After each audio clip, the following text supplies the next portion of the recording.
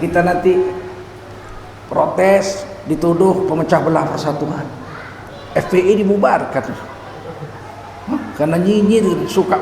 Baru ditulis di nationaltempo.co, ternyata atas permintaan pengusaha-pengusaha yang terasa terganggu dengan keberadaannya.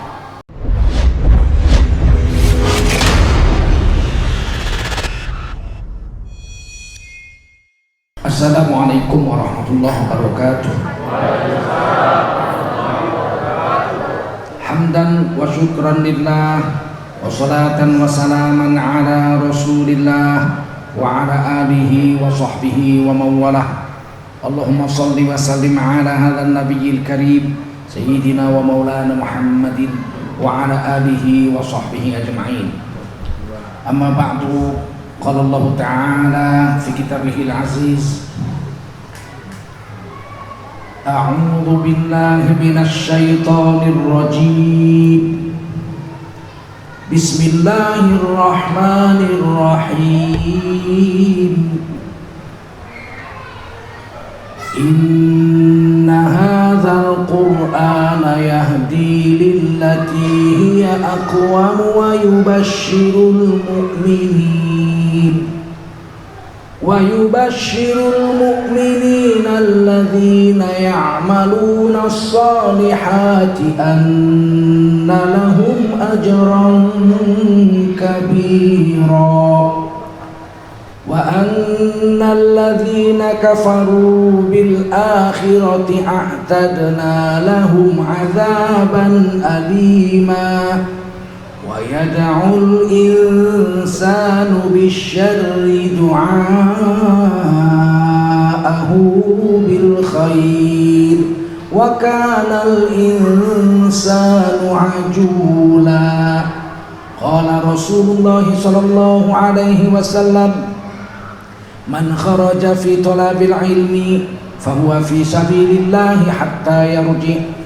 Baginda Rasul bersabda, siapa keluar untuk mendapatkan ilmu, orang itu adalah orang yang berjihad fi sabilillah sampai dia kembali ke tempatnya. Mudah-mudahan kita semua mendapatkan pahala jihad dari Allah SWT. Amin. Shadaqallahul azim wa shadaqa rasuluhun nabiyul karim wa nahnu ala dhalika minasy syahidin wasyakirin walhamdulillahi rabbil alamin.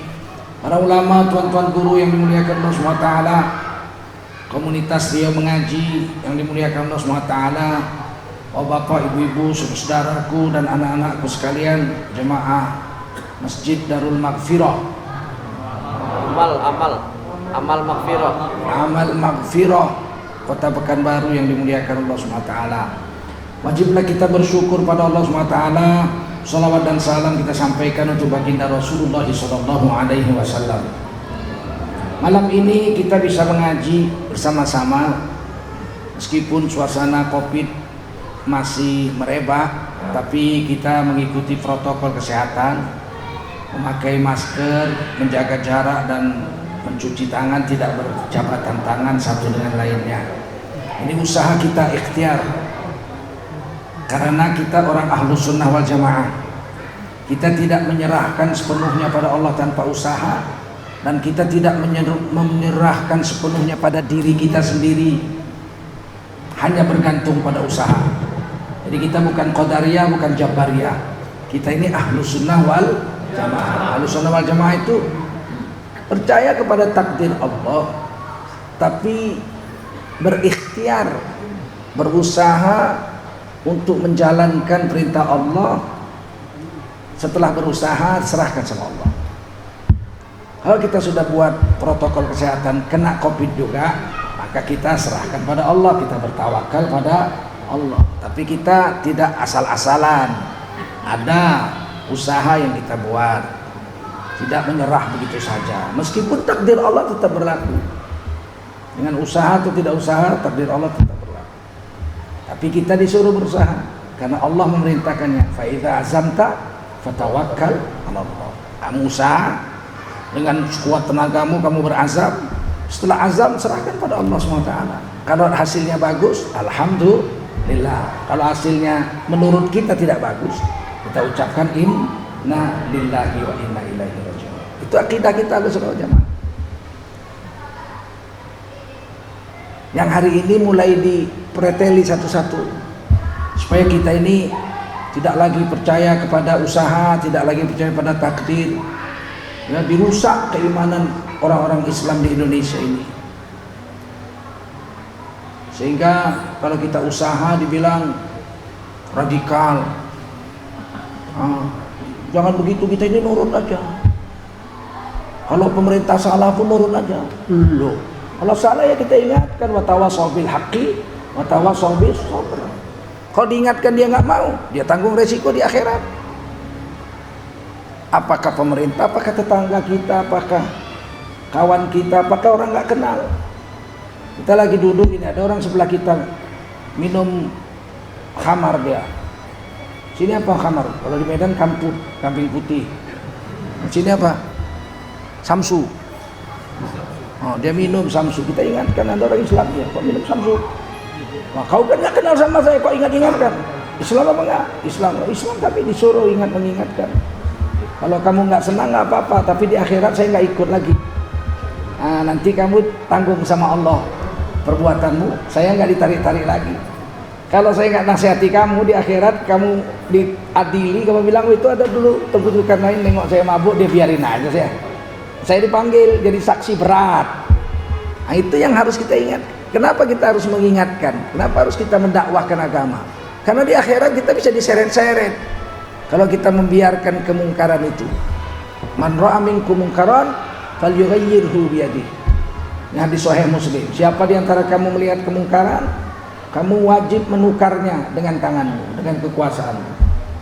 Kalau Kapolda pakai surat keputusan Kapolda, Kapolri pakai surat keputusan Kapolri. Kalau kepala desa pakai surat keputusan kepala desa. Kalau ulama pakai nasihat. Kalau orang Islam pakai nasihat. Fa'ilam yastati, kalau kamu nggak mampu menukarnya dengan kekuasaanmu, fabilisanihi, maka hendaklah orang itu menukarnya dengan kata-katanya. Jangan kau mabuk. Urusan saya lah, yang mabuk saya, duit saya, yang berdosa saya, itu urusan saya. Mabuk memang urusanmu, tapi mabuk itu maksiat, Allah benci. Kalau Allah benci turun bala, bukan kau aja yang kena, aku pun kena. Paham? Begitu harus diomong. Dia nggak senang, walau karihal musyrikun. Kalau orang-orang musyrik nggak suka, nggak apa-apa, dakwah harus jalan terus. Fa'ilam yastati, kalau dengan lidahmu kamu nggak sanggup, fabiqalbihi, paling tidak kamu mengingkarinya dengan hatimu. Ini wadzalika ta'ful iman. Ini iman paling lemah. Membenci kemaksiatan dengan hati, itu iman paling lemah. Ada orang joget-joget pakai keyboard organ tunggal, kok kanan dan kok kanan, kayak menteri-menteri kemarin yang muncul di Facebook. Menteri dalam negeri, menteri mensos, pegang-pegangan lagi tangannya gitu, laki bini bukan. Nah, kita paling tidak dengan itu hati kita benci. Dan itu selama-lama iman. Nggak boleh kita pula ikut gini. Nonton itu. Ikut pula. Iya. Membenci dengan hati iman paling lemah. Kalau tak benci dengan hati berarti tak beriman. Jangan-jangan imannya udah tercabut. Paham? Kenapa Rasulullah mengatakan membenci dengan hati itu iman paling lemah? Karena tidak menukar situasi, tidak menukar keadaan. Bisa jadi kita nggak kena, tapi anak bini kita, nanti cucu kita kena. Contoh, misalnya saya menjemur padi di depan rumah saya jemur padi 10 kaleng supaya kering, mau digiling jadi beras, saya jemur.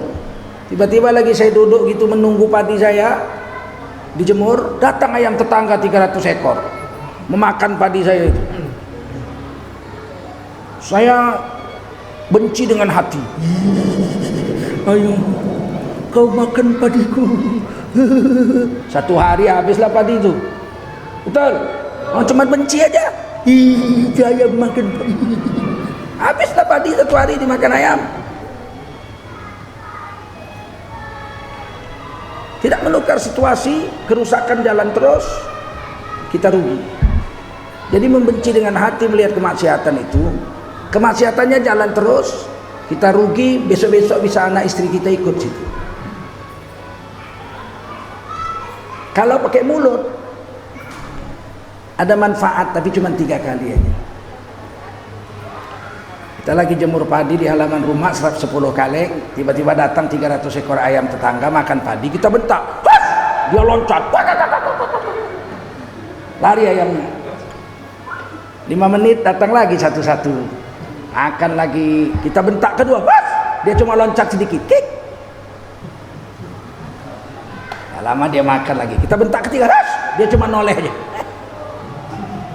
cuman hesha aja, dia makan lagi. Bentak ketiga, cuman aja, habis padi dimakan ayam. Membentak kemaksiatan itu dengan mulut, manfaat cuma 3 kali. Lebih 3 kali bebal orangnya.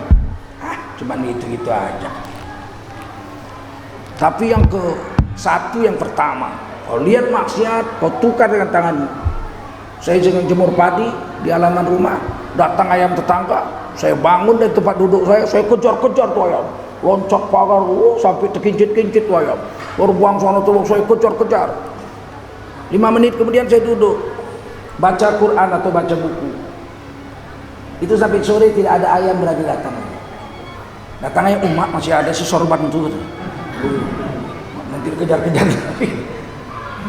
sampai sore aman, sekali aja kita kejar-kejar. Maka Nabi mengatakan, jika kamu melihat kemungkaran, cegah dengan tanganmu.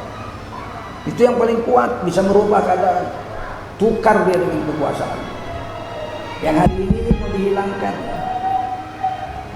Kita nanti protes, dituduh pemecah belah persatuan, FPI dibubarkan karena nyinyir, suka.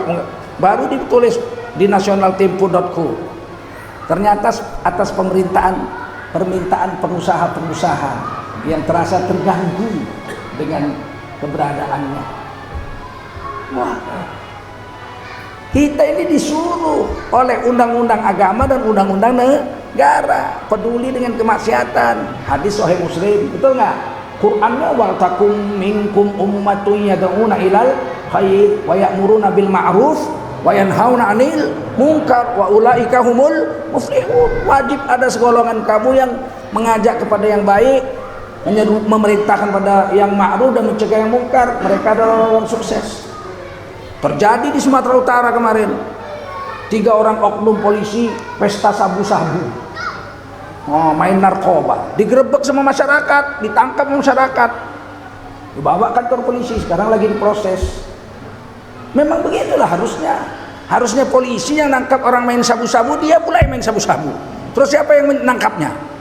Kita lah, betul nggak? Nggak boleh gitu, wah ikut campur urusan polisi, ada orang sipil bukan polisi, ngapain nangkap orang? Ya kita tangkap, kita bawa kantor polisi, betul nggak? Betul nggak? Kalau kita biarkan besok-besok anak kita ikut situ, wah polisi aja mabok, ayo kita ikut anak muda kita situ semua, bandarnya polisi, kan bahaya ini. Salahkah kita melakukan itu? Wajib dalam Islam. Dan negara pun tidak ada yang dilanggar undang-undang itu. Kita tangkap dia, kita bawa kantor polisi, bukan kita tangkap, kita pukuli, terus kita buang ke sungai Siak sana. Kita pun nggak main hakim sendiri juga, betul?